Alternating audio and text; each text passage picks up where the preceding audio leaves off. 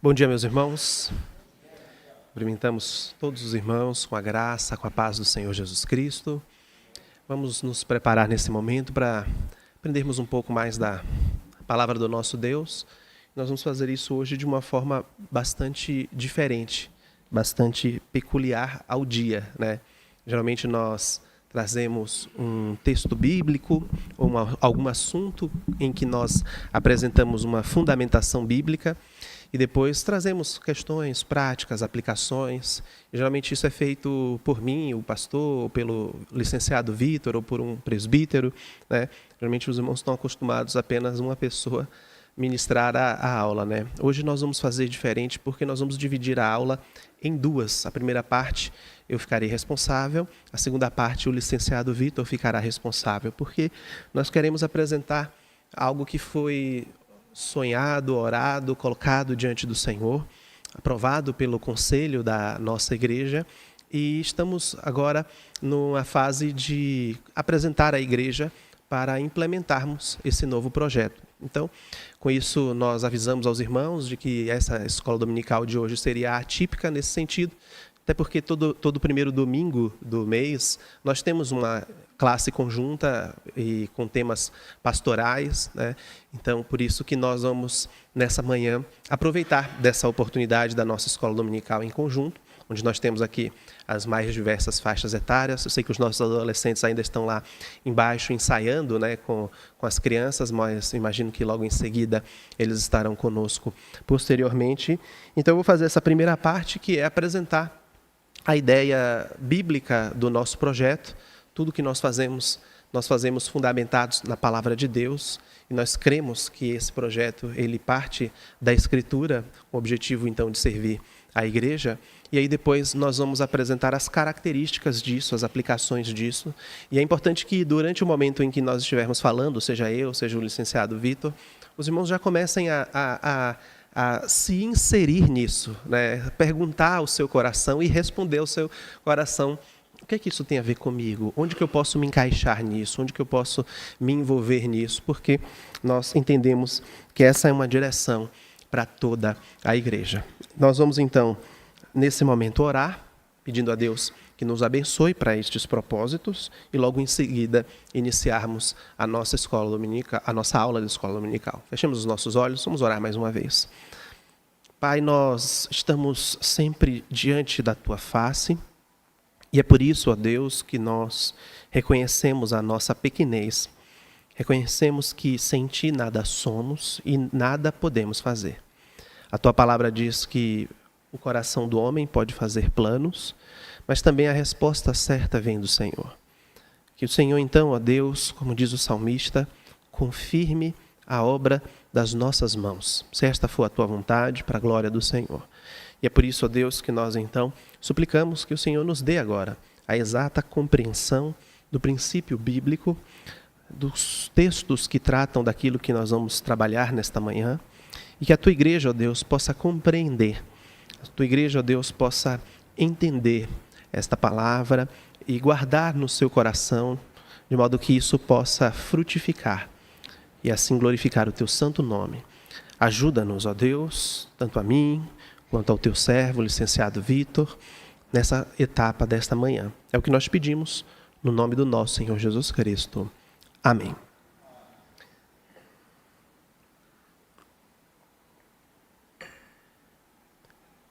Meus irmãos, intencionalmente, desde o final do ano passado, nós iniciamos uma nova série de estudos que culminou no domingo passado, com o tema do discipulado. Nós começamos a perceber biblicamente que essa é uma ordem dada pelo Senhor Jesus Cristo. O ID está conectado com o fazer discípulos. E esse é um dos elementos que possivelmente nós temos negligenciado na nossa vida cristã.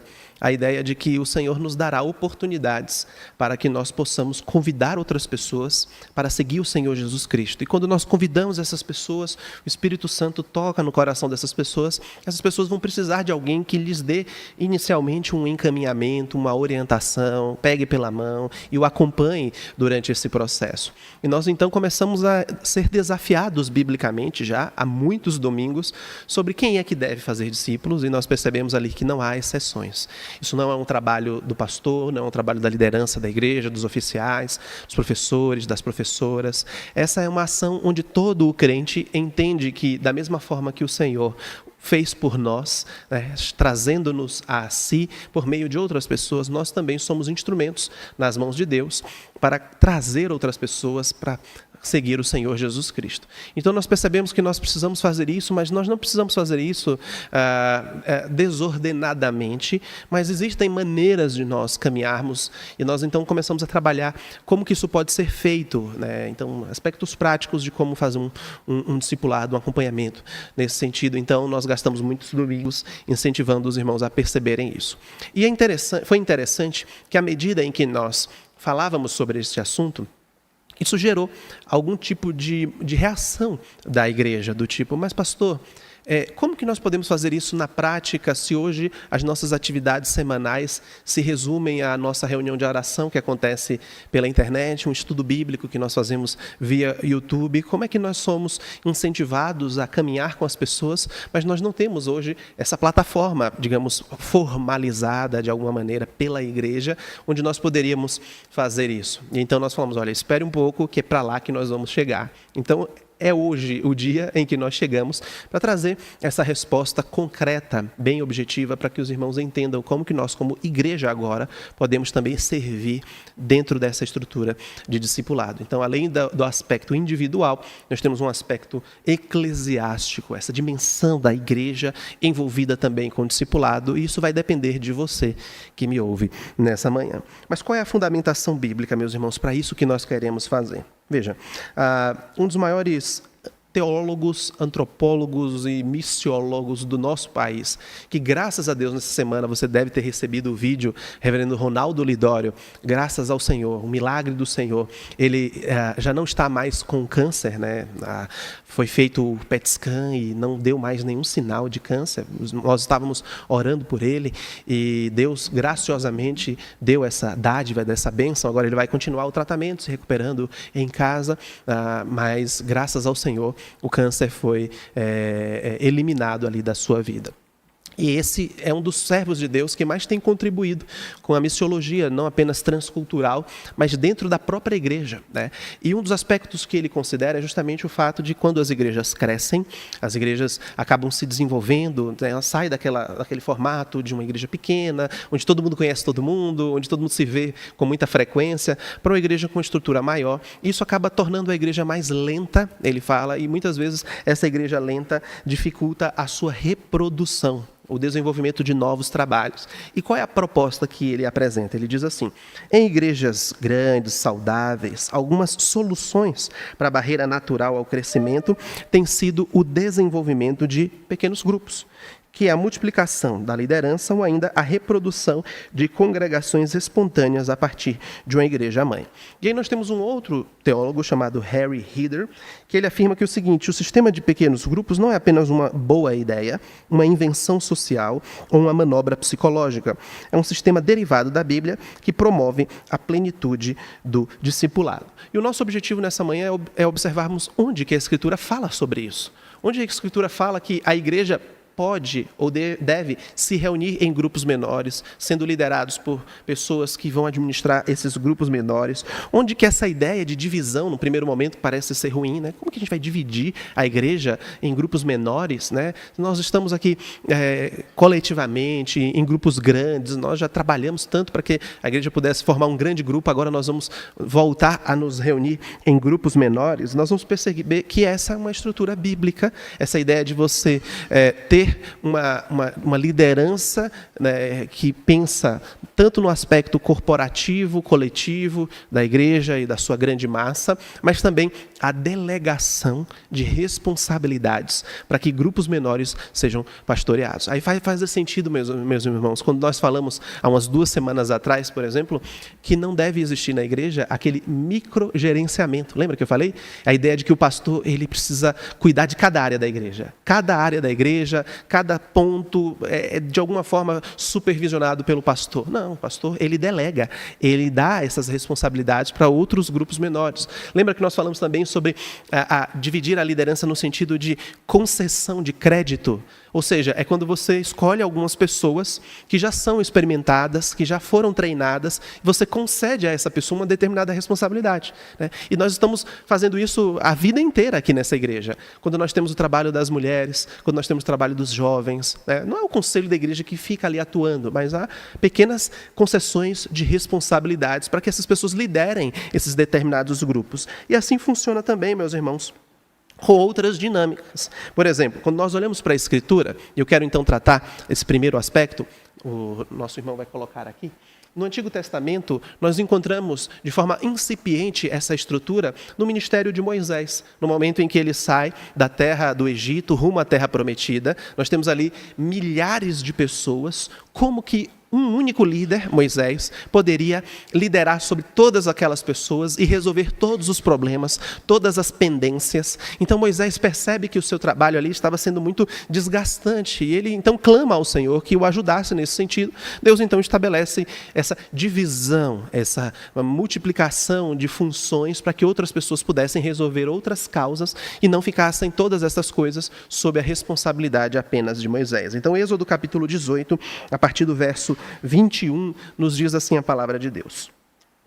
Procura dentre o povo homens capazes, tementes a Deus, homens de verdade, que aborreçam a avareza, põe-nos sobre eles por chefes de 1000, chefes de 100, chefes de 50 e chefes de 10, para que julguem este povo em todo o tempo.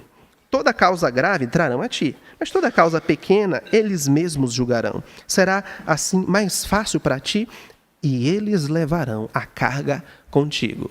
Esse é um elemento muito interessante que nós observamos no final desse capítulo, ou desse versículo 22. Eles levarão a carga contigo. É a ideia de que a responsabilidade do cuidado da igreja, do pastoreio da igreja, do ensino, é sempre dividido. Mesmo no sistema presbiteriano, nós podemos observar isso.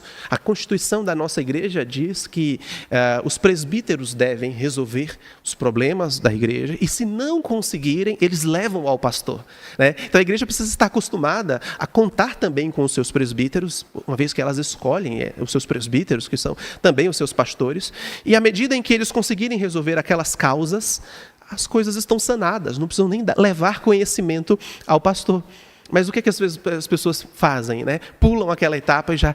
pastor, estou aqui com um problema que aconteceu aqui. Você já procurou o presbítero que, inclusive, está supervisionando? Não. Então, olha, meu irmão, não é que eu não queira trabalhar, mas há uma hierarquia aqui que vocês não devem pular. Procure o presbítero. E é por isso, então, meus irmãos, que nós trabalhamos aqui na igreja com um organograma que foi apresentado à igreja e está disponível ali no grupo da igreja. Se você quiser revisitá-lo, a gente pode disponibilizar também. Por quê? Porque nós temos ali essas responsabilidades para as 5 áreas da igreja que nós dividimos, sendo delegada a outras pessoas, né, que não precisam necessariamente levar até o pastor. Essas pessoas têm responsabilidades e uma determinada, entre aspas, autonomia para cuidar dessas áreas, mas havendo uma necessidade, algo mais sério, leva-se então ao conselho, que é o mesmo princípio aqui desse texto. Olha, Moisés, as coisas graves serão resolvidas por ti. Mas as mais corriqueiras, esses líderes de, como o texto aqui nos divide, né? 1000, 100, 50 e 10. Então, olha como os grupos eram formados: 1000, 100, 50 e 10. Então, nós temos aqui pelo menos 4 estruturas de grupos sendo divididas. Então, voltando aqui, nós percebemos, meus irmãos, que a divisão, ela é bíblica, ela parte de um princípio onde você tem um número grande de pessoas sendo administrado, né, e quebrando esses pequenos grupos para que esses líderes continuem esse trabalho, mas esses pequenos grupos não são autônomos, eles não são independentes, eles estão totalmente conectados, é apenas para resolver determinados aspectos, do pastoreio, do cuidado ali, mas eles formam, a soma desses pequenos grupos formam o grande grupo que nós entendemos que é a Igreja de Cristo. E por que nós muitas vezes pensamos no local para que isso aconteça? Geralmente nós pensamos nos lares, porque esse também é um princípio bíblico. O texto de Deuteronômio, capítulo 6, versículo 6, nos mostra que o seio familiar, o ambiente familiar, é o núcleo principal onde a palavra de Deus deve ser promovida, onde a palavra de Deus deve ser, aqui no termo bíblico, inculcada. Veja, meus irmãos, nós temos aqui no domingo, quando nós começamos os nossos trabalhos das 9 da manhã, 10h30 mais ou menos termina a nossa escola dominical, você não sai 10h30 porque você sempre conversa com os irmãos, vamos supor que você saia daqui 11 horas, você faz parte do grupo de cânticos, você sai um pouquinho mais tarde, 11h30, meio-dia, então você fica aqui na igreja geralmente, no máximo, num domingo de manhã, umas 2h30, vamos contar assim. E à noite a mesma coisa, você chega aqui às 18 horas, né? Você não chega às 18, porque você é um crente prudente, você chega uns 10 minutos antes, né? Para tomar uma água, para poder ir ao banheiro, poder respirar ali do sufoco do dia a dia, né? Então vamos contar que você chega um pouquinho antes, e aí você fica até o final do culto, termina às 7h10, 7h15, quando tem Santa Ceia, 7h30, e depois você desce para tomar um cafezinho, porque você não vai embora logo. Você quer continuar essa extensão da comunhão lá embaixo. Então você fica aqui até umas 8, vamos considerar assim, você fica 2 horas à noite, 2h30 de manhã. Então você fica assim, exposto a esse ambiente 4h30 na semana. E só. Se você vem na oficina Dorcas, pode ser que você aumente essas horas. Se você vem num trabalho das sociedades, para criança, para adolescentes, para mulheres, para homens, pode ser que você aumente um pouquinho essas horas. Mas veja, você não vai chegar a 10 horas semanais na igreja. Qual é o ambiente onde você está mais presente? Onde você está ali, pelo menos, né, as horas de sono, né? Vamos colocar aí 6 horas de sono, 7 horas de sono, para aqueles que têm esse privilégio. Ah, Senhor, um dia eu chego lá de novo. Então, quem tem esse tempo em casa, fica muito mais tempo, um dia só, ele consegue superar o tempo que ele fica na igreja. Então, veja, você está muito mais exposto a esse ambiente do que o próprio ambiente eclesiástico, dentro dessas 4 paredes. Então, na Escritura, nós já percebemos essa ideia. Deuteronômio 6,6 diz assim: estas palavras que hoje te ordeno estarão no teu coração. Tu as inculcarás a teus filhos e delas falarás assentado em tua casa, andando pelo caminho, ao deitar-te, ao levantar-te.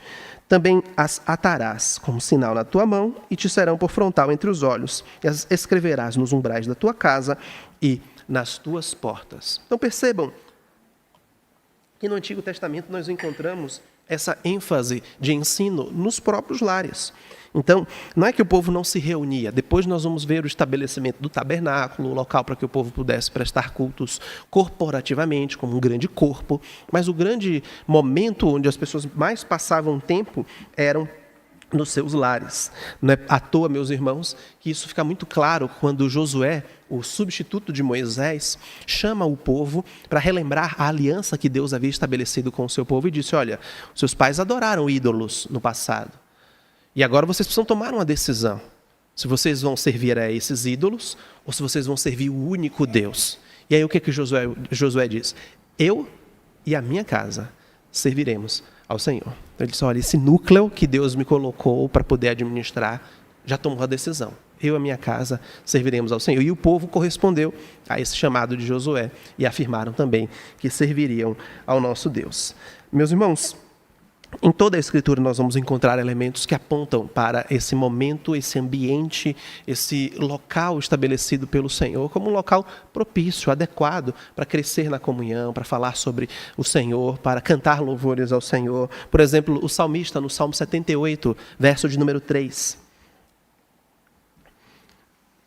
Ele diz assim: o que ouvimos e aprendemos, o que nos contaram os nossos pais, não encobriremos aos nossos filhos. Contaremos à vindoura geração os louvores do Senhor e o seu poder e as maravilhas que Ele fez. Olha, tudo que nós sabemos do Senhor, nós não vamos ocultar aos nossos filhos.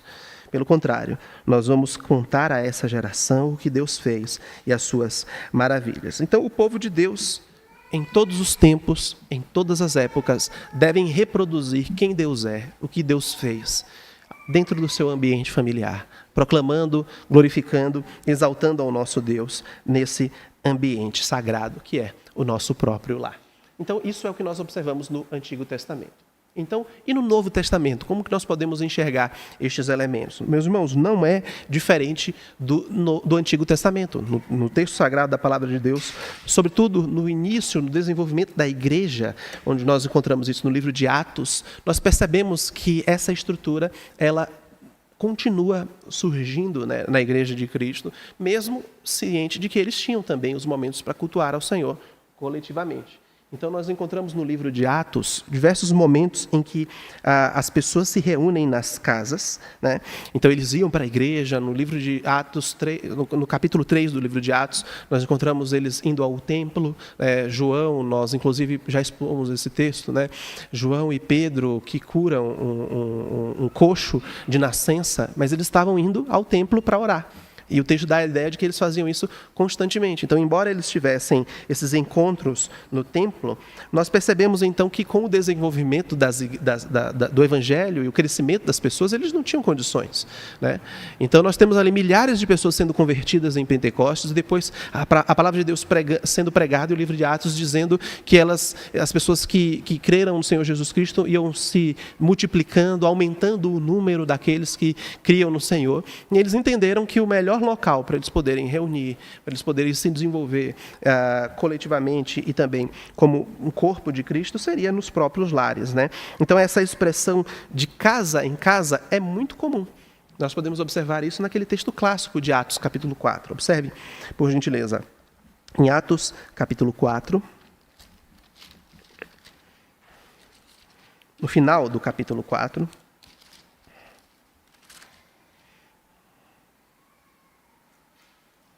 do verso 32 até o verso 35.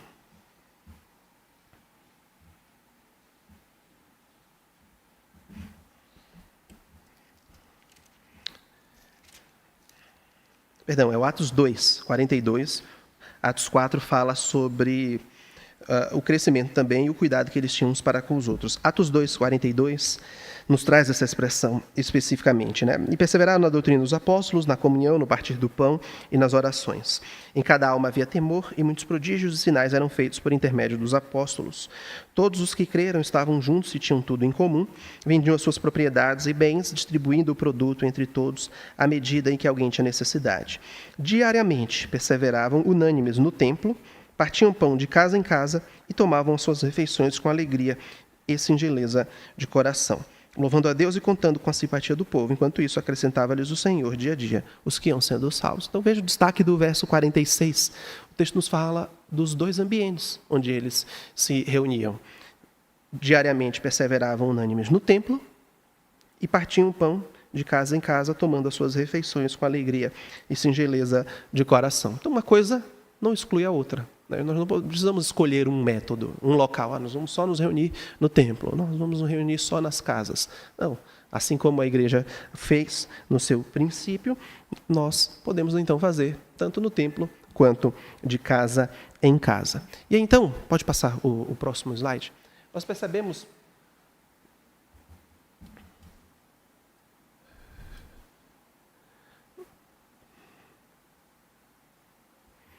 que é um último elemento, meus irmãos, que nos convida a participar dessa jornada, de entendermos que o nosso trabalho ele pode acontecer tanto na igreja quanto nas casas, e sendo delegada a responsabilidade, compartilhada essa responsabilidade entre nós, que é um princípio teológico, uma doutrina da Reforma Protestante, que foi resgatada pelos reformadores, que é a doutrina do sacerdócio universal dos crentes, ou seja, todos os crentes receberam dons espirituais e com isso estão habilitados a servir ao Senhor. Ou seja, por mais que nós entendamos que há pastores, líderes, mestres, né, todos os crentes possuem dons espirituais, são cheios do Espírito Santo, pelo menos deveriam ser. E com isso, nós podemos entender que não há uma implicação apenas sobre os líderes de fazer novos discípulos, mas que todo crente é chamado por Deus para fazer novos discípulos, né? Aquele entendimento de que antes somente o clero, né, algumas pessoas eram escolhidas para se responsabilizar sobre isso, né? A reforma protestante resgatou essa ideia de que todo crente é chamado para o serviço, indistintamente. Então, sim, nós temos líderes, nós temos presbíteros, diáconos, nós temos pessoas que são escolhidas para cuidar da igreja de Cristo, mas todos nós somos chamados para realizar as boas obras que o Senhor nos concedeu. Um exemplo disso encontra-se na carta de Paulo a Tito, no capítulo 2. Observe, meus irmãos, Versículo 14 do 2º capítulo, Paulo escreve a Tito dizendo que o Senhor Jesus Cristo, o qual a si mesmo se deu por nós, a fim de remir-nos de toda a iniquidade e purificar para si mesmo um povo exclusivamente seu, zeloso de boas obras. Então, Deus chamou todos os crentes para serem zelosos das suas boas obras. Isso não é uma distinção, é uma classe especial, mas todos nós, todos os irmãos que estão aqui presentes, são chamados por Deus para serem zelosos de boas obras. Nós poderíamos então aqui passar, meus irmãos, muitos momentos dando exemplos, sobretudo no livro de Atos, mas nós vamos mandar isso para os irmãos, para que os irmãos entendam, recebam no grupo da igreja esses maiores exemplos que se encontram no livro de Atos, de como que deveria funcionar no Novo Testamento essas reuniões. Quais são as principais objeções, para a gente poder passar depois para a parte prática? Muitas pessoas falam, pastor, eu vim de uma realidade de uma igreja que se reunia em células. Olha, pastor, eu vim de uma realidade de uma igreja que adotou um método chamado G12 ou M12. Né? Veja, de fato, meus irmãos, existem muitos métodos que foram lançados por denominações, por homens, que tentaram, de alguma maneira, eu imagino, talvez na melhor das intenções, fazer uma aplicação bíblica desse princípio. O problema é que essas tentativas se desvirtuaram da palavra de Deus. Por quê? Porque o que está por trás desses princípios são o estabelecimento de pequenas igrejas dentro de uma igreja, onde você tem um líder que funciona como uma espécie de pastor, e nessas pequenas igrejas você tem, por exemplo, o recolhimento de dízimos e ofertas. Ali você tem a liderança fazendo atos pastorais, batismos, profissões de fé e santas ceias. E então é como se uma grande igreja, com milhares de pessoas, devesse ser dividida em pelo menos 10 pequenas igrejas, e ali você tem 10 pastores cuidando de 10 comunidades. Veja, o que nós estamos vendo e o que nós estamos propondo, meus irmãos, passa longe de qualquer princípio como esse. Não tem nada a ver com essas ideias que com o tempo acabaram se perdendo, porque nós entendemos, meus irmãos, que essa conexão com a igreja local, e sendo de alguma forma conduzido pela liderança e supervisionado por essa liderança, evita de que esses erros que aconteceram no passado possam de alguma forma repetir.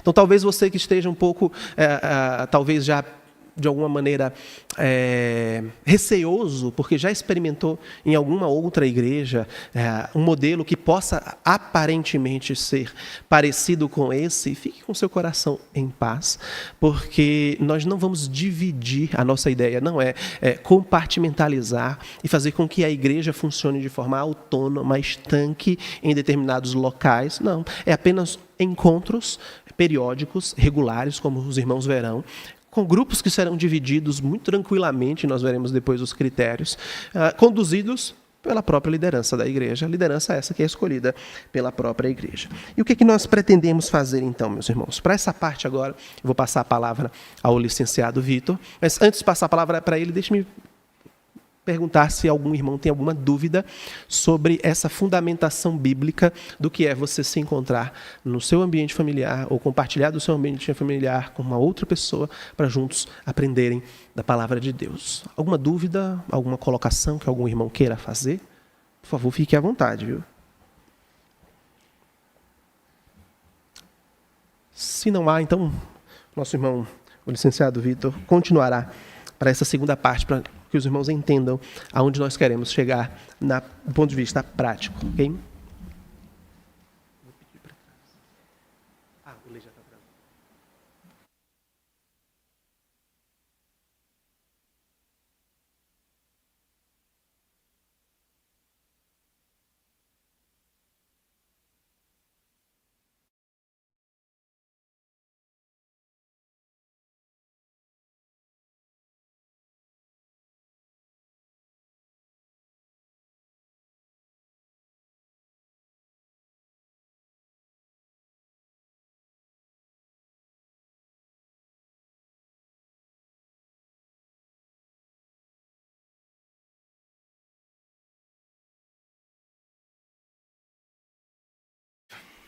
Bom, irmãos, graça e paz. seguindo essa dinâmica distinta que a gente está mantendo nessa manhã. É que eu sou mais baixinho, bem mais baixinho. Deixa eu arrumar direito aqui. Agora sim. A gente vai agora falar basicamente da parte prática, né? Então, tendo considerado toda essa fundamentação bíblica, a gente chega a uma conclusão que o sistema de pequenos grupos ele é extremamente adequado, né? Essa divisão da igreja em grupos menores ela é extremamente adequada para pelo menos 3 coisas: evangelização, discipulado e comunhão. Né? Evangelização, discipulado e comunhão. E aí, então, a gente espera, na medida em que a gente trabalha com essas questões, alcançar resultados que sejam bem adequados para isso, né? Não simplesmente resultados estatísticos, mas resultados espirituais, cujos ganhos são eternos. Né? Então, essa frase desse autor, ela retrata muito bem essa intenção nossa. Ele diz assim: o sistema de pequenos grupos não é apenas uma boa ideia, uma invenção social ou uma manobra psicológica. É um sistema derivado da Bíblia que promove a plenitude do discipulado. Um sistema derivado da Escritura Sagrada que nos ajuda, uma ferramenta que nós podemos utilizar para estas questões, incluindo o discipulado. Então, como que nós vamos... Tá aí, né? O pequeno grupo é uma ferramenta que nos auxilia em evangelismo e discipulado. Eu esqueci que tinha esse slide, mas ele está aí. Então, a gente começa agora a apresentar essa nova programação que nós pensamos já há algum tempo e a gente vem maturando, considerando, orando a respeito, né? Ouvindo outros irmãos e para tentar chegar num formato e num sistema que seja adequado. Então, vamos começar pelo começo, né? Pelo nome. Vocês já devem ter entendido que essa é uma programação, que a ideia é que ela seja substituta de uma das nossas programações, que nós temos as 2 online durante a nossa semana. Então, a ideia é que ela substitua a nossa programação de quarta-feira. Nós manteríamos a reunião de oração e teríamos essa nova programação, que nós demos o nome de Discipulado nos Lares. Por que nós escolhemos esse nome? Primeiro, mas não o mais importante, porque a nossa intenção é, de alguma forma, fugir dos possíveis preconceitos com relação ao nome, como pequenos grupos. O pastor mencionou as possíveis objeções, né, que nós temos com relação a esse tipo de trabalho. E a nossa primeira ideia é fugir desse nome. Né? Então, a gente oferece o nome Discipulado nos Lares, foi o nome que a gente pensou. As razões mais importantes para que a gente pense nesse nome são justamente as razões bíblicas, porque é o entendimento de que esse nome dessa programação, ele traz justamente aquilo que a Escritura apresenta para nós. Né? É um processo de discipulado, e é um processo de discipulado que vai acontecer nos lares. Excelente explicação do nome, mas é exatamente isso, é bem óbvio mesmo. Então, isso também acontece porque nós tínhamos 2 programações na igreja antes da pandemia, que era a reunião de oração nos lares, às segundas-feiras, às 8h, às 8h30, né? E de quarta-feira, às 8h, aqui na igreja, nós tínhamos o discipulado. Então, isso também, de alguma forma, vai trazer, meio que juntando aí, fazendo um combo de 2 programações antigas nossas, essa ideia que nós queremos voltar a enfatizar na igreja. Além do mais, a gente obedece à própria ordem do Senhor Jesus em fazer discípulos de todas as nações, né? Cumprimento da grande comissão, e reconhecemos a importância do evangelho ensinado no lar. E começando a entrar nos meandros assim da questão, no funcionamento de um grupo, você pediu a palavra, né, Dani?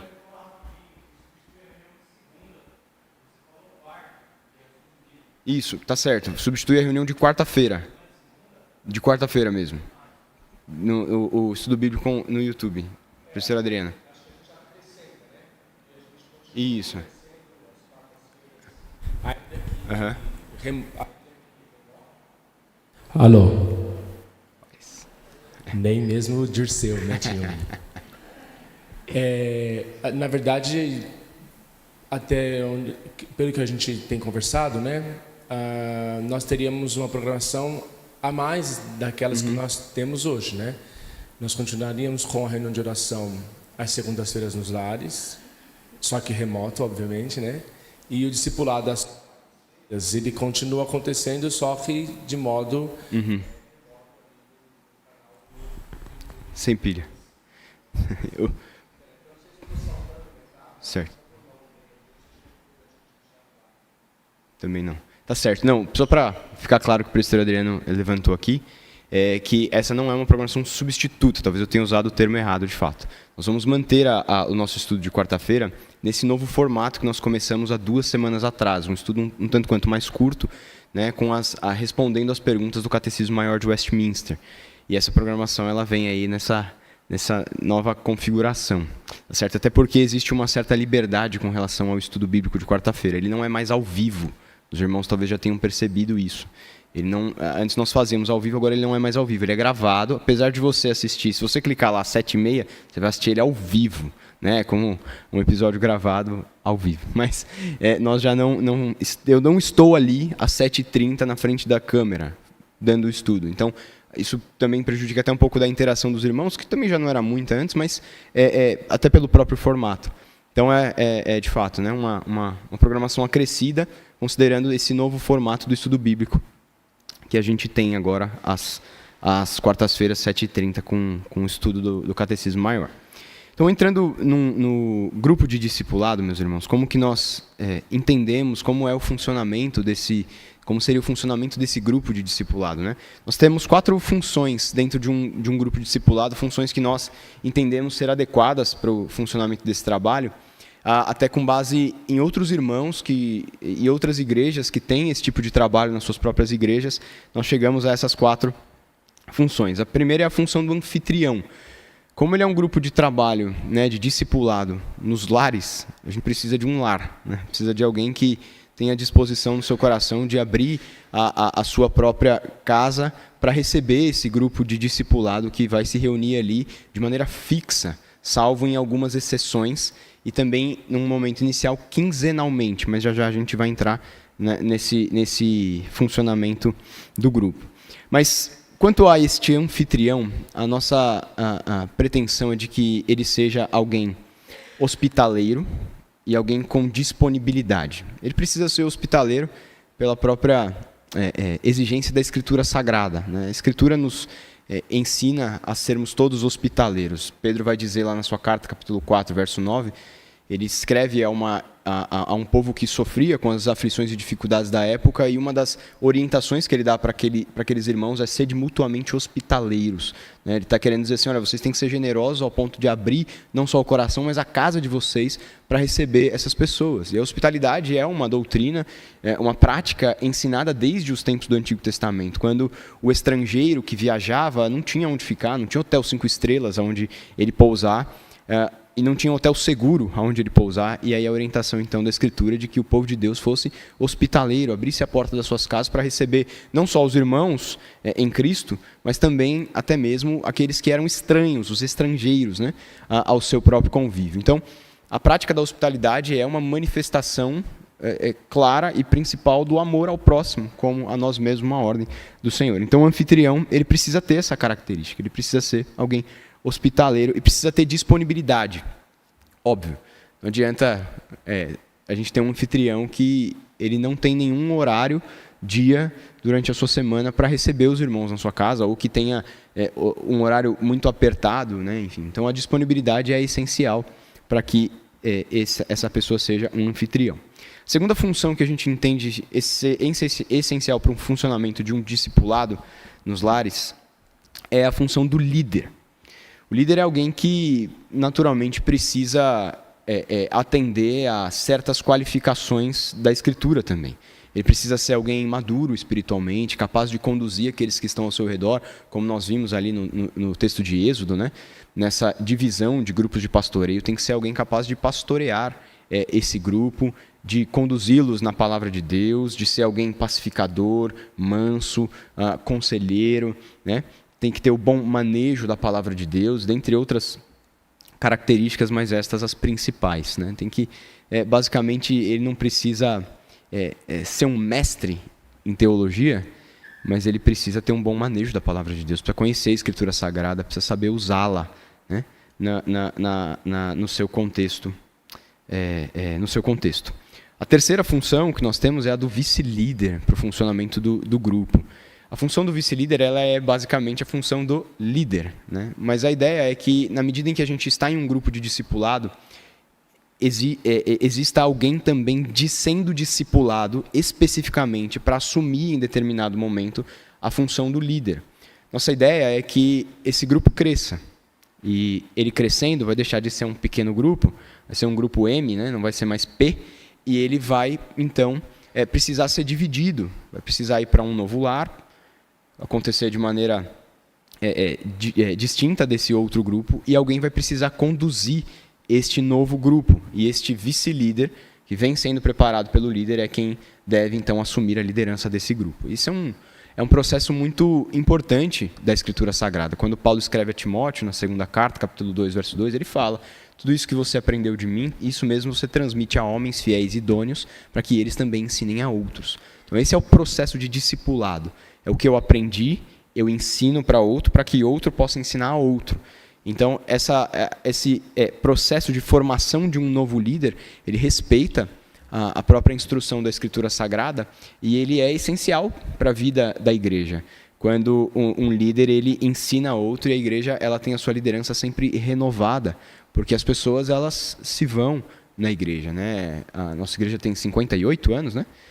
Completando nesse mês de março, e aqueles líderes que primeiro estavam aqui, boa parte deles já não estão mais, mas esse processo de formação de liderança que tem sustentado, né, pela graça de Deus, este trabalho.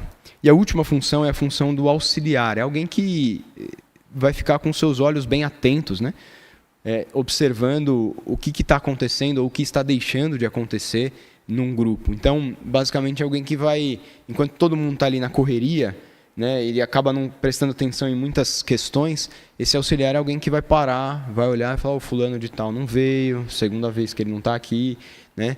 E fazer, de alguma forma, auxiliar o líder nesse sentido. Então, esse auxiliar deve ser alguém observador, organizado e proativo. E é isso, né? Mas algum complemento? Não? Certo, esse é o mesmo. As características dos grupos. Primeiro, tamanho. A gente estabeleceu aqui um tamanho médio de 15 a 20 pessoas, né? Não quer dizer que se você não tiver 15, a gente não pode começar um grupo, e se você tiver mais de 20, tem que já dividir ele. É óbvio que quanto mais ele cresce, a ideia é que ele se divida para que a gente não perca a característica do grupo, que é ser pequeno grupo, né? Que é oferecer ali a comunhão e o discipulado de maneira mais efetiva. Mas é óbvio que o tamanho ele depende também muito do lar que está recebendo esse grupo. Se a gente tem uma casa em que cabem 10 pessoas, e aí já começa a ficar apertado, os vizinhos já começam a reclamar do barulho, então é essencial que esse seja o limite desse grupo, né? Mas se nós temos, quem sabe, casas maiores para receber, a gente pode ir considerando. É óbvio que a gente precisa sempre considerar o objetivo principal, que é permitir e favorecer uma maior comunhão no grupo. Então, o tamanho ele vai depender, mas essa aqui é uma boa média. A frequência. Inicialmente, nós pensamos que seria interessante começar com uma frequência de quinzenal, né? A cada 2 semanas, a gente tem essa programação acontecendo. Isso para que a gente possa experimentar, né? Se vai ser adequado, se a gente pode aumentar, né? Às vezes o pessoal sente falta, né, na outra semana, e a gente começa então, quem sabe, num período próximo a aumentar essa frequência, ou então manter quinzenalmente, porque a gente entende ser adequado. Mas, por enquanto, frequência quinzenal. Local, nos lares, já falamos disso.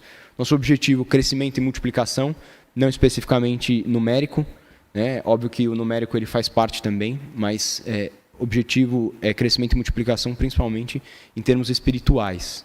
É muito interessante porque, na maior parte das vezes, o espiritual acompanha o numérico. Por exemplo, nós temos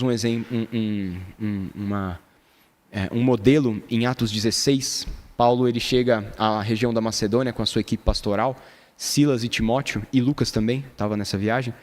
E quando eles chegam à cidade de Filipos, eles vão à sinagoga, não tinha sinagoga, então eles vão até um local comum de reunião de oração dos judeus que ali residiam, e ele encontra Lídia e um grupo de mulheres, ele evangeliza, Lídia aceita o evangelho, e nós sabemos, porque ela era uma vendedora de púrpura, que ela era uma mulher de muitas posses.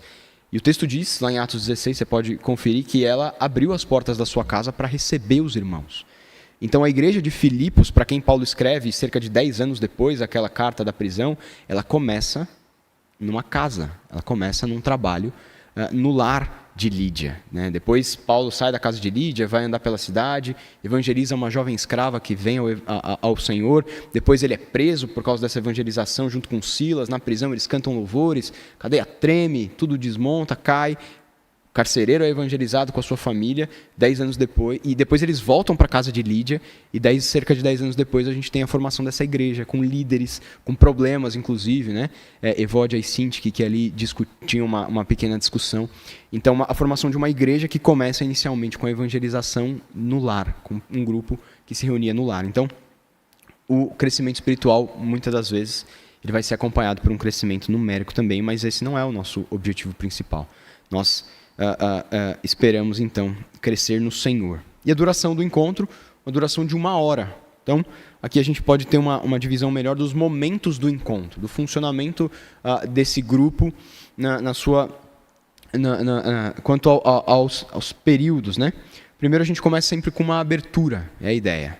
A abertura é um momento que eles chamam de quebra-gelo. Eu não gosto muito do termo, então eu botei abertura por causa disso. Mas é um quebra-gelo ali, onde a gente vai basicamente se encontrar, reconhecer ali quais as dificuldades da semana de cada um, enfim, algumas coisas assim para que a gente possa entrar no clima, né? Se aquecer ali para começar o grupo. Segundo momento de adoração, que não necessariamente está exclusivo nesse cronograma, né? Depois esse, mas momento de adoração ou de exaltação, onde a gente vai cantar ao Senhor, enfim, pode estar espalhado por todo o momento. Momento de edificação no meio, onde a palavra vai ser ministrada pelo líder, mas não num monólogo, né? Num diálogo mesmo, né? Num formato de grupo, onde a gente apresenta questões, ouve os irmãos falarem, né? Então esse é o grande objetivo. Esses estudos que nós teremos, eles vão ser previamente oferecidos aos líderes. A ideia é que toda a igreja, toda a igreja que estiver reunida nos grupos, estude sempre a mesma coisa no decorrer da semana, salvo se alguma questão acontecer, um grupo que não conseguiu se reunir numa semana vai ficar atrasado, enfim, isso pode acontecer, quem sabe.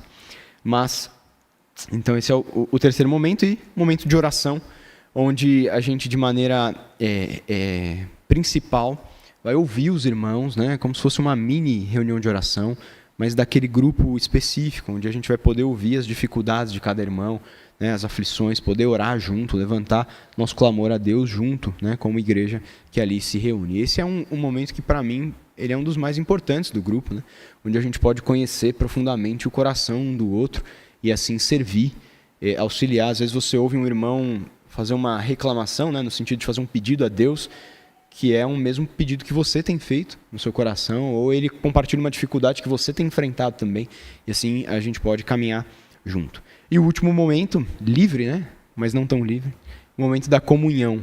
É o momento do lanche, né? Onde a gente vai se reunir ali e conversar de maneira muito mais informal, né? E esse é um momento livre a depender da disponibilidade do anfitrião, a depender das leis do nosso país, né? Lei do silêncio, por exemplo, né? Às 10 horas. Então, é importante que a gente se atente a essas coisas. Mas esse momento também é muito importante dentro do encontro, né? O momento da comunhão. É sempre importante também que no momento da comunhão seja oferecido um lanche. E aí você que já tem trabalhado no seu coração a ideia de ser um anfitrião, você pode ficar tranquilo. Porque a nossa proposta é que o lanche ele seja dividido entre todos os membros do grupo e que o anfitrião ele seja excluído dessa escala, justamente porque o anfitrião já tem custos quando ele abre a sua casa, né? Luz, água, gás, enfim, coisas nesse sentido. Então, é importante que tenha um lanche e o anfitrião ele fica excluído, só se ele fizer muita questão de participar da escala. Ele pode também, não está proibido, né? Mas essa é a nossa ideia. E aí, como que a gente pretende começar esse trabalho na nossa igreja? A gente dividiu a implementação desse trabalho em 3 fases. A primeira fase é a fase de treinamento dos líderes. Semana passada nós nos reunimos depois da escola dominical com alguns irmãos indicados pelo conselho e já apresentamos esse mesmo projeto que a gente está apresentando a vocês, de um jeito mais rápido, apresentamos a esses irmãos, dizendo, olha, essas aqui são as funções, se vocês estão aqui é porque a gente vê habilidades em você que se satisfaz alguma dessas funções, né? Então, essa primeira fase é a fase de treinamento dos líderes do grupo, especificamente daquela função líder mesmo, da pessoa que vai conduzir o grupo. Mas em determinado momento nós também vamos nos reunir com todos aqueles que se dispuserem e se já se dispuseram a fazer parte dessa liderança inicial do grupo. A nossa segunda fase vai ser a fase da divisão da igreja nos grupos, né? Nós temos muitos irmãos e a nossa ideia é nos dividir nos grupos, né? Pode ser que tenha alguém que não possa participar, por exemplo, certamente alguns jovens estarão ali, quem sabe, impedidos num primeiro momento, dependendo também das circunstâncias, né? do momento em que o grupo vai se encontrar, de participar, porque estudam à noite, ou porque trabalham de sábado, mesmo que o grupo se reúna de sábado, enfim. Mas nós vamos dividir a igreja com base em alguns critérios e usando também uma ferramenta que o Daniel ajudou a gente a desenvolver, que a gente tem trabalhado ainda, né? Onde a gente pega aqueles dados do hall de membros da igreja para dividir geograficamente, ver onde cada irmão está e assim poder pensar as coisas de modo mais adequado. Mas evidentemente que é possível que você esteja muito próximo de uma casa onde acontece um dos grupos da igreja, mas não tenha disponibilidade naquele dia em que o grupo acontece ali. E você estará livre também para ir para um outro grupo, mesmo que geograficamente não seja tão favorável. E a terceira fase é a fase de funcionamento dos grupos. Efetivamente aquele momento em que os grupos vão começar a funcionar, que vai ser aqui em abril, já, daqui a um mês, se Deus quiser. E uma questão importante também para a gente considerar é que os grupos vão acontecer quinzenalmente, mas na quinzena em que eles não acontecerem, nós estaremos reunidos com os irmãos, não só supervisionando o trabalho, eu e reverendo Tito, mas também reconhecendo quais são os ajustes que precisam ser feitos, continuando o treinamento. É por isso que o treinamento, que é a fase 1, começa em março, mas ele termina lá para maio. Justamente porque a gente vai continuar ali a preparar esses irmãos. Em abril a gente vai dividir o grupo e em abril mesmo começar esse trabalho. Então, acho que basicamente era isso. Não sei se o pastor tem algum complemento, presbítero Adriano. Se algum irmão tem alguma dúvida também, esse é o momento. Quiser alguma coisa que a gente esqueceu de falar. Os irmãos que estavam na semana passada também, se quiserem perguntar alguma outra coisa, ou se perguntaram na semana passada, a gente respondeu, mas hoje esqueceu de mencionar. Não? A Eli?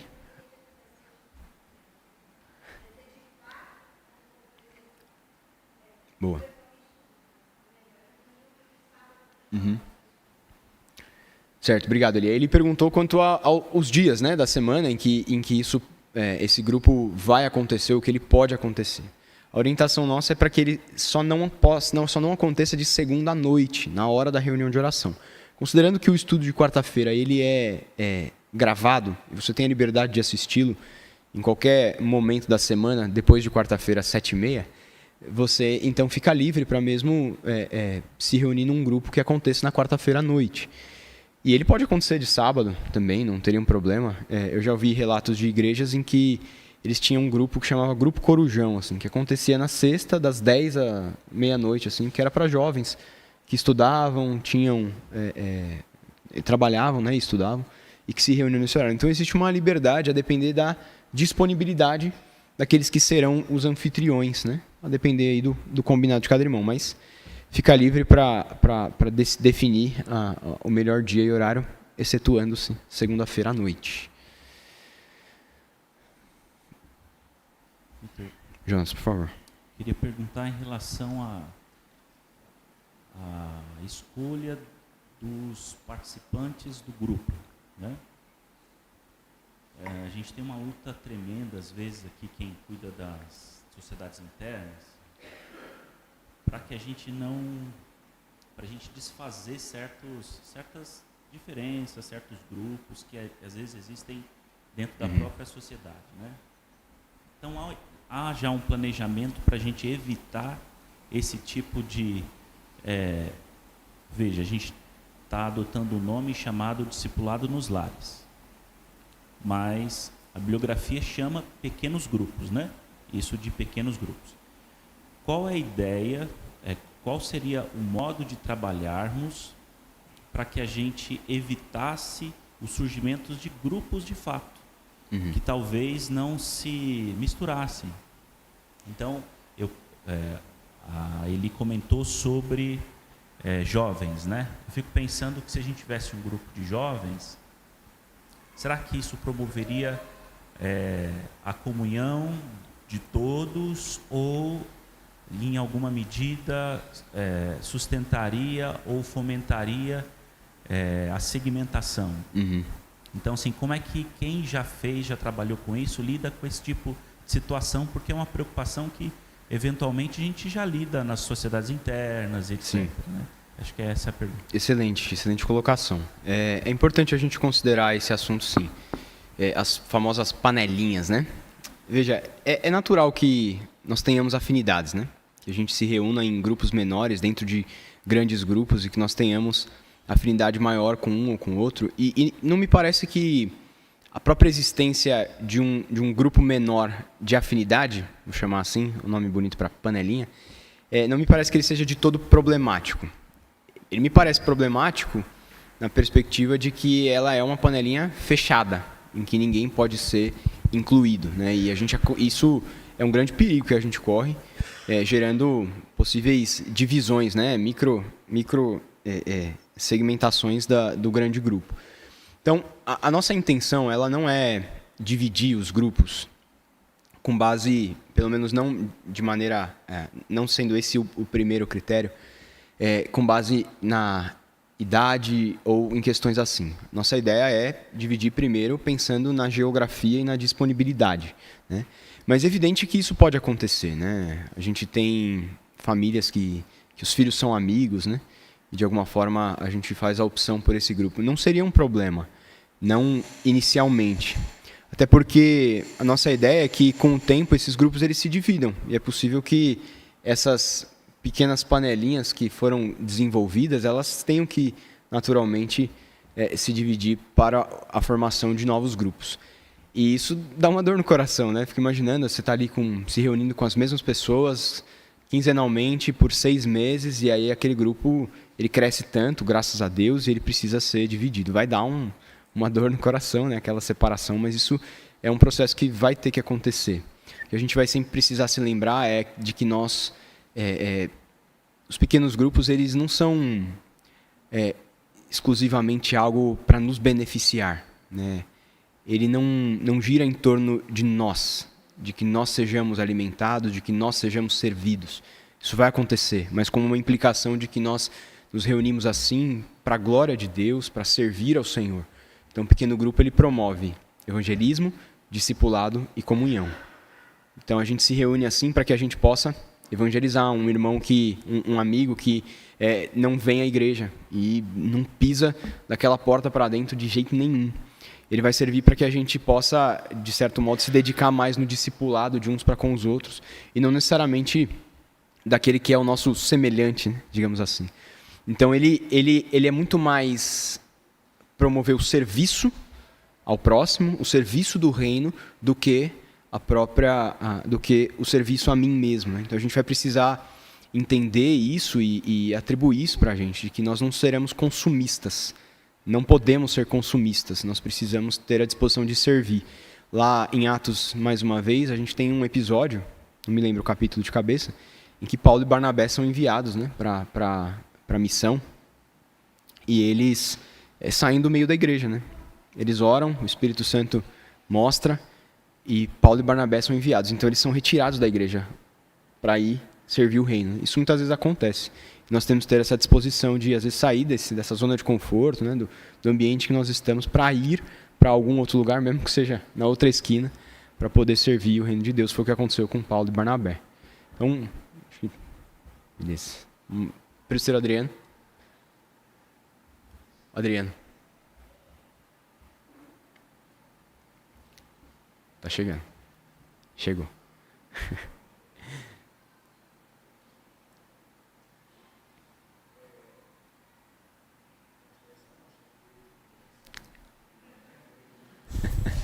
Pode falar que eu repito aqui.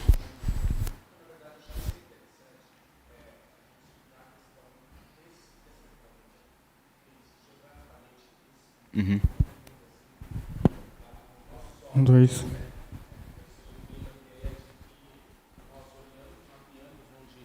Geograficamente as pessoas estão se reunindo, né? Então acho que é importante resgatar isso como um dos pontos, né? Que foi feito um trabalho para isso, justamente para facilitar, para que os irmãos possam se reunir de acordo com a sua disponibilidade ali também da distância, né? Entre os irmãos. Acho que esse é um ponto importante.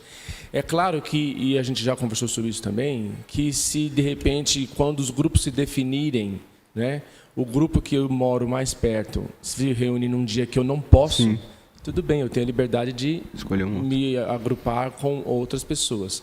Mas acho que é importante essa preocupação do Jonatas, para que a gente não tenha também o risco de já começarmos um pequeno grupo como um grupo M.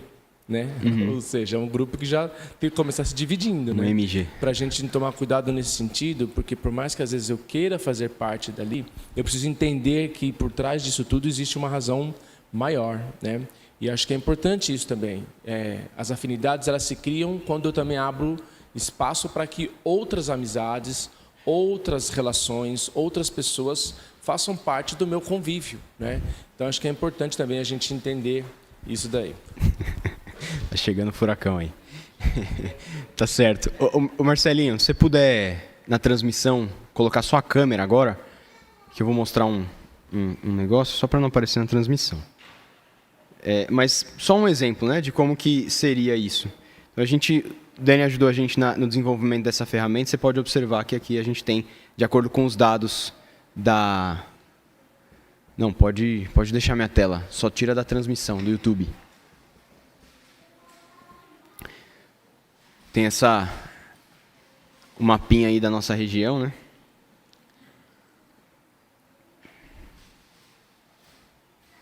Vamos lá.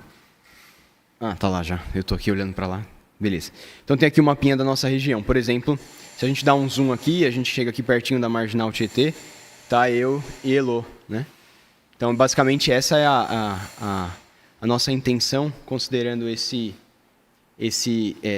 essa é a ferramenta, né? Ela vai oferecer para a gente onde está cada irmão da nossa igreja, ali com essa bolinha azul.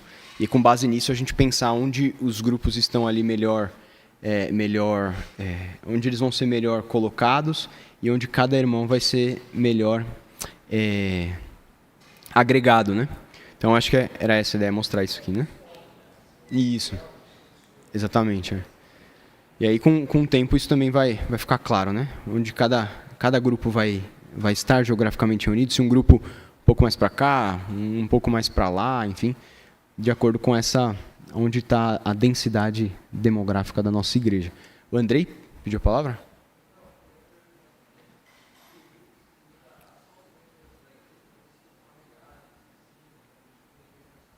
Excelente, Andrei. O Andrei perguntou se o grupo ele é limitado a só quem é membro da nossa igreja ou se ele estaria aberto a outras pessoas, como amigos, familiares, vizinhos. E sim, né, o grupo ele estaria aberto, sim, Andrei, a essas pessoas, especialmente porque ele visa também promover, ele é uma ferramenta de evangelização. Então a gente tem muitas dificuldades, às vezes, com pessoas, amigos nossos que, como eu mencionei, se ele sabe que a igreja nessa rua aqui, ele não passa nem perto, né? Ele não entra à direita ali para passar aqui na frente. E, de alguma forma, um grupo de discipulado, ele é ele é a igreja reunida nas casas. Se você puder olhar o texto de Atos 5:42, Marcelinho, se puder jogar aí na tela, a gente vai encontrar justamente esse registro da igreja primitiva, de que a igreja se reunia no templo e de casa em casa. Então, eles tinham 2 movimentos. Todos os dias, no templo e de casa em casa, não cessavam de ensinar e de pregar Jesus o Cristo. Então, esse era um movimento da igreja primitiva que nós pretendemos também trazer para a nossa igreja, que a reunião seja no templo de casa em casa. Primeiro o Vitor pediu a palavra, depois o Diácono Nelson. Tá funcionando? Tá. Não? Tá ruim? Ah, agora foi. É a pergunta do...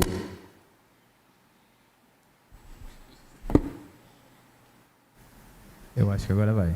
Vamos lá. A pergunta do Jonatas foi muito boa, porque isso me lembrou muito o John Wesley. Era um jovem que se reunia, né, lógico, né, em outro contexto, mas os jovens, né, foram muitos usados por Deus, principalmente em grandes avivamentos. Então, a questão da afinidade é lógico que é sensível, a gente tem que observar, obviamente, mas eu posso dar um testemunho aqui que com o futebol que a gente tem promovido, brincado, né, no nosso final de semana, aos sábados, eu tive a oportunidade de conhecer pessoas que na igreja mesmo aqui eu não conheci, não tive esse contato. Então, eu acho importante também você, seja abrindo a sua casa, seja indo na reunião, na casa de outra pessoa, você vai ter essa oportunidade de conhecer intimamente outra pessoa que você, né, ordinariamente na igreja você não tem não teve essa troca. Então passa também por isso, você pode criar essa afinidade com quem você não tem, né? Então isso me lembrou muito isso enfim, eu achei uma excelente ideia, muito, muito legal. Toda a glória a Deus por isso. Amém. Boa colocação, e esse é realmente o incentivo, né? Que a gente tem essa disposição de nos conhecer como um todo e de conviver como um todo. Diácono Nelson? Ô, Vitor, o local de encontro será um local fixo ou haverá rodízio nos lares? Boa. O local é fixo, salvo em alguma exceção. A ideia é que a gente tenha anfitriões que se disponibilizem e abram as suas casas e que eles tenham essa... que a residência deles seja fixa, por diversos fatores, né? Se a gente tivesse 10 grupos aqui no bairro de Tucuruvi, não seria tanto prejuízo se a gente mudasse. Mas pensa, por exemplo, se um grupo se reúne na minha casa, lá na Casa Verde, né? Já é bem distante. Então, uma série de pessoas que moram ali ao nosso redor, elas se acostumam a ir a frequentar o grupo nosso de Casa Verde, e aí na outra semana ele acontece lá no Jaçanã. Então, seria uma dificuldade muito grande. Então, a ideia é que eles aconteçam de maneira fixa nesses lares. Agora, exceções vão acontecer. Pode ter uma semana que os anfitriões estejam doentes ou que eles saiam para viajar e a gente tenha de se reunir em outros locais, quem sabe até, se não achar um outro local, se reunir na igreja, mas de maneira excepcional. Então, a ideia é que eles sejam fixos. Mais alguém? Não? Mais um? Lá no fundo?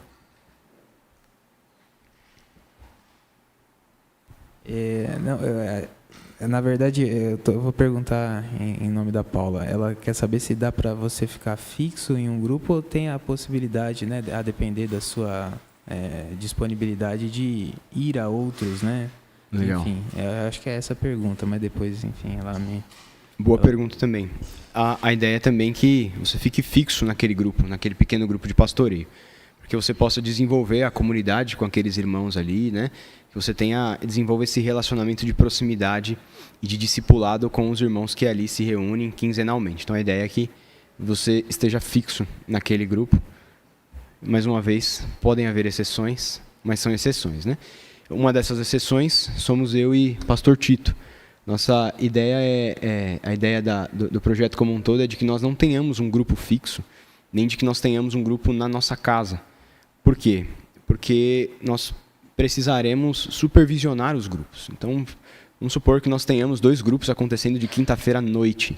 Se nós somos fixos em um grupo de quinta-feira à noite, nós não poderemos ir ao outro grupo de quinta-feira à noite. Então, a ideia é que a gente rode e supervisione os grupos dessa forma. Tá certo? Mais alguém? Não? Então tá certo, meus irmãos. Que Deus, assim, possa nos abençoar nos projetos que a gente tem feito. Que o nome dele seja sempre glorificado em tudo aquilo que a gente se dedica a fazer. A gente vai disponibilizar esse material para os irmãos, disponibilizar toda essa aula num recorte, também, para que os irmãos possam ali considerá-la com mais atenção, com mais cuidado. E estamos orando aí pelos corações de vocês todos, pedindo que Deus possa tocá-los, que Deus possa levantar pessoas que estejam dispostas tanto a nos auxiliar na implementação e liderança, bem como pessoas que estejam dispostas a servir a Deus através da participação desses grupos de discipulado. Estamos à disposição dos irmãos, caso surjam outras dúvidas ou outros comentários a se fazer. Importante também ressaltar que esse é um projeto inicial, né? Nós temos considerado ele há muito tempo e certamente ele não começará perfeito. Suspeito que ele nunca alcançará essa perfeição que muitas vezes nós esperamos das atividades das pessoas da nossa igreja.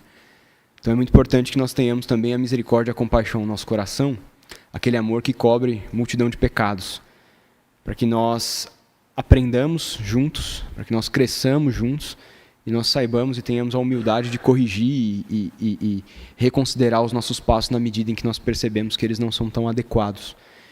Então, tenhamos todos paciência e vamos crescer juntos nesse trabalho. Eu vou pedir, não sei se mais algum...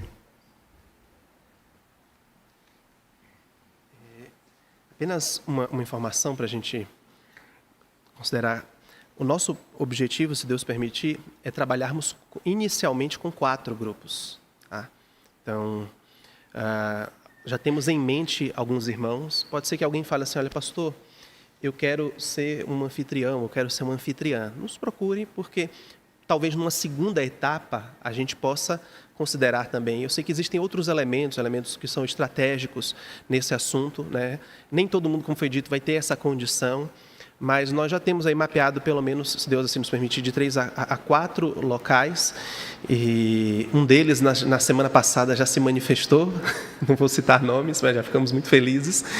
Então, vamos orar por isso também. Nós queremos começar pequeno, num certo sentido, né? Não queremos colocar expectativas muito grandes, muito altas. Então, nós vamos começar apenas com 4 pequenos locais e de forma incipiente, introdutória, avaliando o desenvolvimento, o andamento desse trabalho, o funcionamento, a periodicidade, tudo isso nós vamos avaliar. E aí, ao final do ano, nós vamos ter mais condições de avaliar como que foi, o que nós acertamos, onde nós erramos, como que nós podemos aperfeiçoar esse trabalho.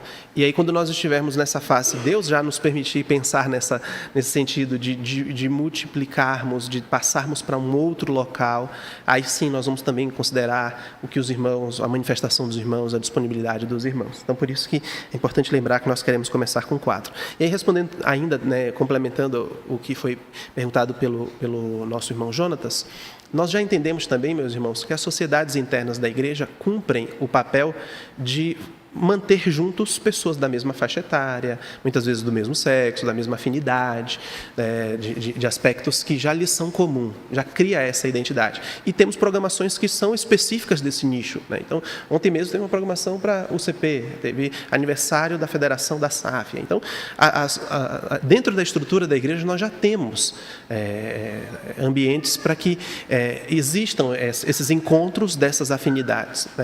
O que nós queremos é que os grupos de discipulados nos lares sejam sortidos, e nós encontremos ali adulto orando com idoso, jovem orando com idoso, adolescente, e tenhamos essa representatividade da igreja nesses grupos. Então, um objetivo de comunhão, de serviço, suplanta também aquele desejo, mas eu quero encontrar com meu amigo, com minha amiga, com meu irmão.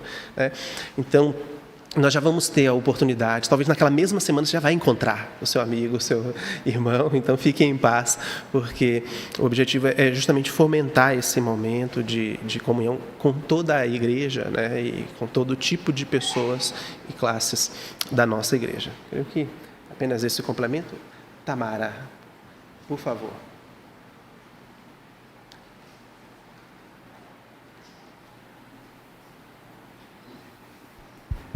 Eu só queria perguntar, daqueles irmãos que foram chamados para a semana passada lá, tipo assim, o anfitrião, tudo bem, já falou que se ele tiver interesse em ser um anfitrião, pode chegar e falar, Mas se, por exemplo, dos outros, o conselho que vai decidir, tipo, eu acho que você tinha que ser líder, ou eu acho que você tinha que ser auxiliar, ou é uma coisa mais tipo, eu tenho interesse em ser tal. Lógico, o líder vai precisar daquele treinamento, mas assim, vai ser uma... Não, calma, tudo bem. Mas vai ser assim, escolhido pelo conselho, ou uma sugestão, ou tipo... não sei se deu para entender. Deu para entender. Fique em paz. Veja, e até essa pergunta é muito importante porque funciona... Há um padrão para respondermos essa pergunta para todas as áreas da igreja. As esposas dos presbíteros sabem, muitas vezes nós passamos horas aqui na igreja e nós pegamos ali a lista de membros da igreja e começamos a discutir, olha, eu acho que essa pessoa tem um perfil que se encaixa nesse aspecto aqui. Aí eu penso dessa forma. Aí vem outro presbítero e fala, não, pastor, na verdade essa pessoa se encaixa nesse outro perfil. Lembra daquela oportunidade? Ela fez isso. Nossa, é verdade. E ali a gente começa a avaliar e aí enquadramos, né? Temos um padrão ali de enquadramento. Olha, eu acho que fulano pode fazer isso, acho que Beltrano pode fazer aquilo. Então assim funciona com as nomeações. Nós pensamos nas funções, nós pensamos nas pessoas, oramos, pedimos direção a Deus e nomeamos, né? Se porventura a pessoa de alguma forma fala, olha, eu não me encaixo nessa função por causa desse motivo, não tenho disponibilidade, porque a minha agenda... Não tem problema, a gente conversa e ajusta. Então, assim, embora haja uma predisposição, né, do conselho em considerar aqueles nomes, né, como pessoas aptas para aquela determinada função, nós conversamos com a pessoa. Se a pessoa, de alguma maneira, não entender, ou, olha, não, eu vou fazer uma experiência e no final da experiência não quiser, não tem dificuldade. Não temos como acertar, né, 100%, porque tem o fator disponibilidade também. Então, assim, respondendo especificamente à sua pergunta, nós temos algo que nós cremos que você pode contribuir com os seus dons espirituais, e aí nós vamos conversar sobre isso. Então, nós vamos chegar a essas pessoas, vamos conversar com essas pessoas, e certamente, se as pessoas não puderem, outras pessoas serão consideradas também, mas dentro da perspectiva que o Vitor deixou bem claro, né, o objetivo é serviço e comunhão. De alguma forma, o fato de você assumir um pequeno grupo, se estar presente naquele pequeno grupo, você já está dando uma grande contribuição para a comunhão da igreja. E é isso que a gente quer entender, que a igreja entenda, né? Todos são muito importantes. Não adianta nada se a gente só tiver anfitrião. Tem aqui 4 anfitriões. O trabalho não vai funcionar. Não adianta nada se a gente só tem anfitrião, líder, ou vice-líder, ou assistente. Você tem 4 pessoas ali. Nós precisamos que a igreja vista essa camisa, entenda realmente essa necessidade. E com isso, né, o trabalho possa crescer e os seus objetivos serem alcançados. Respondi a sua pergunta? Tá bom. Então a gente conversa depois, né? Mais alguma questão, meus irmãos? Pode... Você pediu para orar? Pedir para o Jonatas orar, meus irmãos, para a gente encerrar esse momento.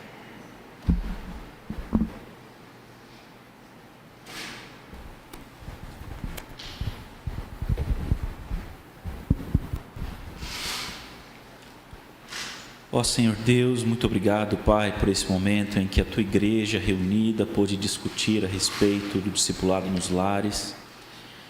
Senhor, nós rogamos ao Teu Espírito Santo que prepare os nossos corações, prepare, Senhor, as nossas mentes, a nossa disposição, o nosso desejo de levar à frente esse trabalho para a Tua honra e para a Tua glória.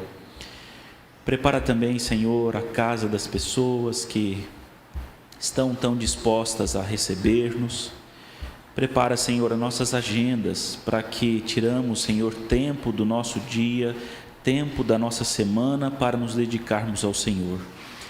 Cuida de nós, Pai, porque somos falhos, somos fracos, mas os Teus filhos, Senhor, querem Te buscar, querem Te adorar, querem louvar o Teu nome.